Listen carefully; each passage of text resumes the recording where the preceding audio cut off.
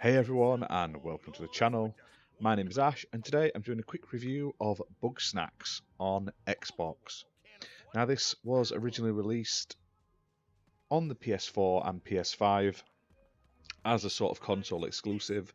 It's now come to Xbox and the Nintendo Switch, and I was lucky enough to get a copy of this game early to do a review video, so big thank you to the developers, Young Horses, for that.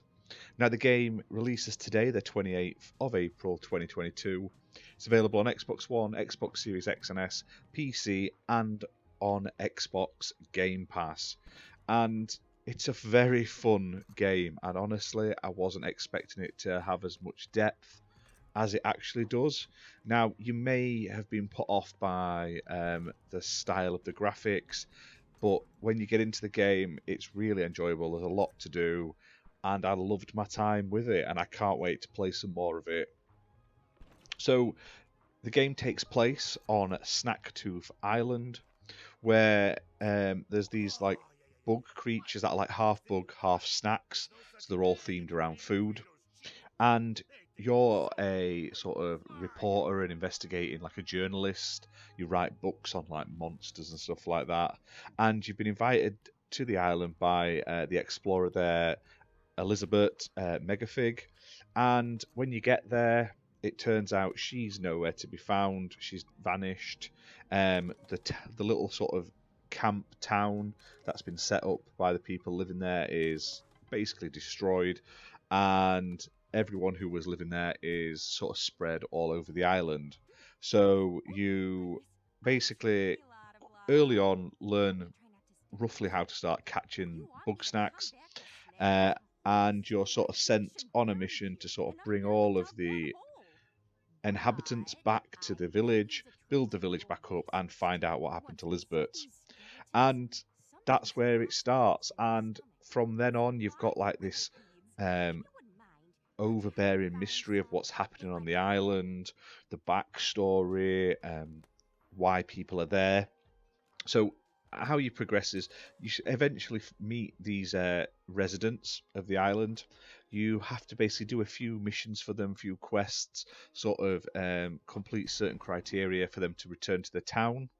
Once they're there, you can interview them for your job, find out more about them. They give you sort of items. Some of them give you keys to unlock chests and drawers and stuff to sort of find more story progression, and you get sort of information and clues about the overall mystery of the island. And every time you bring a new person, it sort of progresses the story little by little. Now, the people on the island are all hungry and they eat these Bugsnax. And one of the side effects of eating these Bugsnax is you basically become what you eat. So if they eat one that looks like a chips, they end up with like a chip arm or a chip leg, or if you give them a baked potato style looking one, they get like a baked potato nose and stuff like that. So the best way I can describe this game in a nutshell is it's a sort of, imagine Sesame Street characters in a world that's a mix of Pokemon and the Cloudy with a Chance of Meatballs 2 movie, with all the fruit walking around as animals, with sort of some of the elements of Slime Rancher. And I feel like that sort of sums it up in a very brief sort of style.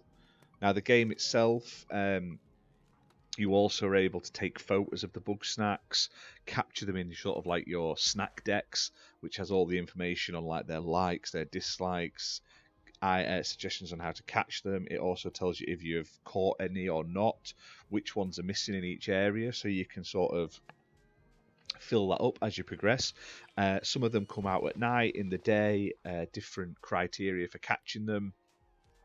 So there's lots of reasons to sort of explore, look around, use the items that you pick up. So you have like a net, you have this Bugsnax catching mechanic, which like drops a trap and you sort of lure them in and then catch them.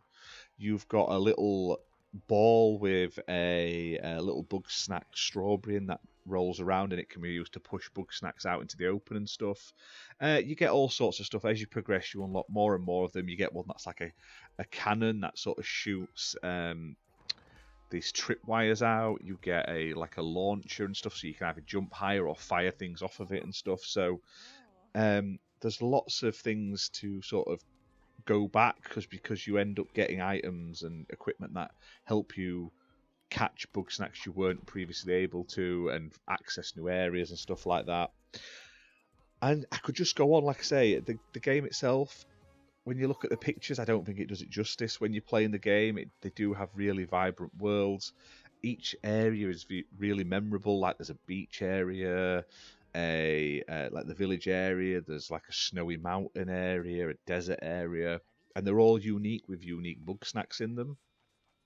Now you can move between these. It isn't one big open world, unfortunately. There are loading screens between them, but I played this on the Xbox Series X, and the loading screens were pretty quick, so I can't complain in that sense. Now, one thing I have heard is in the original release, you couldn't sort of quick teleport between areas, like quick travel. This has been added in this version, and I use it quite a lot, especially if you're like, I just need to go and get one Bugsnax in one area and then just talk to one person. You can just sort of quickly teleport between the areas you need to go, and it saves you having to run back and forward and stuff like that. Now, the game itself, you're going to end up taking about 10 to 15 hours to get through the story and complete all the achievements. The majority of them are sort of linked to sort of getting all the Bugsnax, getting all the story missions done. There is like a missable one in the final mission, which is like make sure sort of everyone survives without damage and stuff like that. However, you can replay the last mission once you've completed it if you do miss that. So it's not like 100% missable. You wouldn't have to restart the entire game. Now, I love the different variety in Bugsnax. There is a large amount of them in the game. They're all very unique, and I like how they look. I like the stupidity of the whole thing. I love the way they make the other characters sort of transform. Now, you're not able to eat them. You are allergic to them. It's raised early in the game.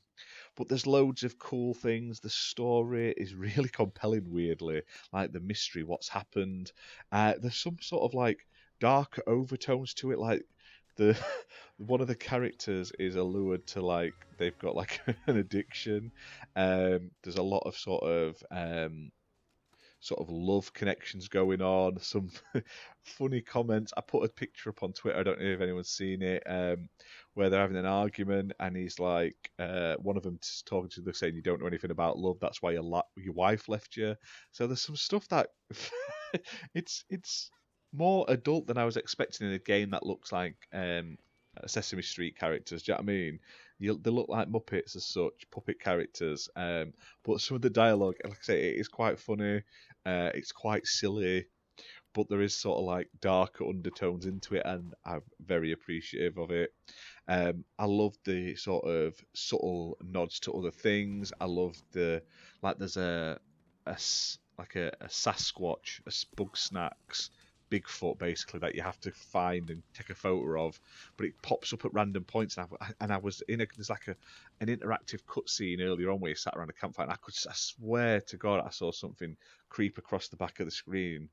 I was like, what was that? And then later on, I managed to get a photo of it, and it does get explained in the story what they are and where they come from and stuff like that. So I won't spoil it for you, but it did really pull me in, and I was loving every moment of it. Now, this game does also include the new DLC. So originally on the PS4, it didn't have this DLC. That has been released this week as well, but it is included in this release for free, and it's called the Isles of BIGsnax. Now, this is a weird DLC. It adds a new island called Broken-Tooth Island, and instead of it being sort of end game content, it actually pops up sort of 3/4 of the way through the story. So you don't even have to finish the main game to start it up. You are able just to jump in and continue. It doesn't add a lot to the main story. It's just a fun little side sort of progression to do. There's new Bugsnax, which are obviously big. They're larger ones. There's new sort of hats for Bugsnax. There's new things to collect, new missions to do. And you're going to get about 3 hours out of it. It's not a huge amount of content, but like I say, for free, it does add a a new variety of content, new style of Bugsnax and a way of catching them and stuff like that. I did enjoy taking on the big ones. Now, obviously, they've also added in other new features, sort of quality of life improvements. They've added the mailbox system, which you basically get letters from residents once you've got them back into the village, asking you to do certain things for you, and that unlocks furniture for your house, which you eventually build up. And I quite enjoyed that. And you can obviously add hats to your Bugsnax and stuff like that. There are new achievements added for, well, trophies, should I say, for the PlayStation version. But there are achievements, the same achievements in the Xbox game, but they still only add up to the 1000 gamer score. But overall, like I say, really fun game. There's a lot to do in it. It's just subtle things like I like that on the loading menu when you go back to your village, it changes as you play. The more villages you get, that then show up on your loading screen as well, just their faces. And I just thought it was just fun little things like that that I thought were nice little touches. But the game itself is a really weird game. It's really hard to describe without playing it. So like I say, it is available on Game Pass, so I highly recommend giving it a try. It is available to buy at £20.99 on its normal price. But obviously, if you're a Game Pass subscriber, you can currently get £4.20 off. So you can pick it up for £16.79. And for like 15 to 20 hours worth of content, if you want to go and like catch everything and find everything and complete all the achievements, I think that's a really good price. I know console warriors have been fighting over this, the way it looks and stuff, but the actual game itself is solid, fun to play. There's a lot of depth to it, and I can't praise it enough.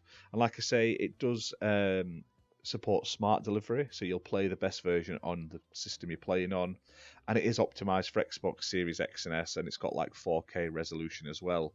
And I do hope they keep adding to this game. Like I say, it's a nice little free edition they've added, but there's loads they could do with this property. I feel like it could be the start of something like a franchise going forward, and they've done a fantastic job out of the gate, Young Horses have, so big credit to them.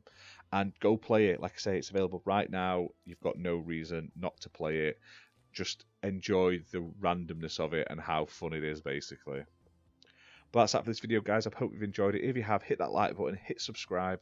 Let us know down in the comments if this is a game you've been looking forward to playing, or did you play it on the PlayStation when it first came out? Just let us know. Let us know what else you want to see us cover in the future. We might even do a stream of this in the future where we play it a bit more, but I'm not sure yet. So keep an eye out on the channel, hit that like button, hit subscribe, and we'll see you soon for more content. Bye for now.